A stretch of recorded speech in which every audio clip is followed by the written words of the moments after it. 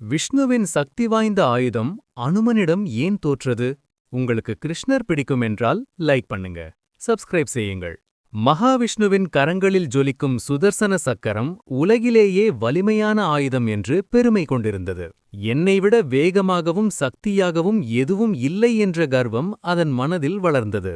இதை அறிந்த கிருஷ்ணர் அந்த அகந்தையை அடக்க ஒரு நல்ல பாடம் கற்பிக்க நினைத்தார். ஒரு நாள் ஆஞ்சநேயர் துவாரகைக்கு கிருஷ்ணரை தரிசிக்க வந்தார். அதை அறிந்த கிருஷ்ணர் சுதர்சன சக்கரத்திடம் யாரையும் உள்ளே விடாதே என்று கட்டளையிட்டார். சக்கரம் மிகுந்த உற்சாகத்துடன் வாயிலில் நின்று காவல் காத்தது.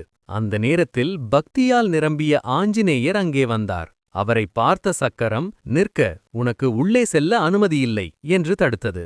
அதைக் கேட்ட அனுமன் சிரித்தார்.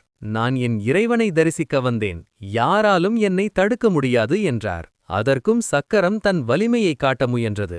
ஆனால் அனுமன் அதை ஒரு சிறிய பொருளைப் போல எளிதாக பிடித்து மிட்டாய் போல தனது வாய்க்குள் போட்டுக்கொண்டார்.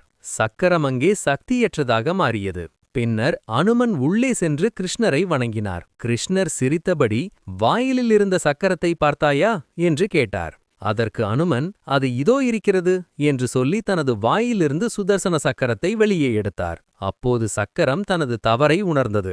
என் அகந்தையால் நான் தவறிட்டேன் என்று கிருஷ்ணரிடம் மன்னிப்பு கேட்டது.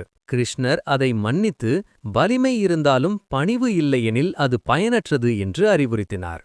எவ்வளவு பெரிய சக்தி இருந்தாலும் அகந்தை கொண்டால் அது வீழ்ச்சிக்கே வழிவகுக்கும். பணிவே உண்மையான பெருமை.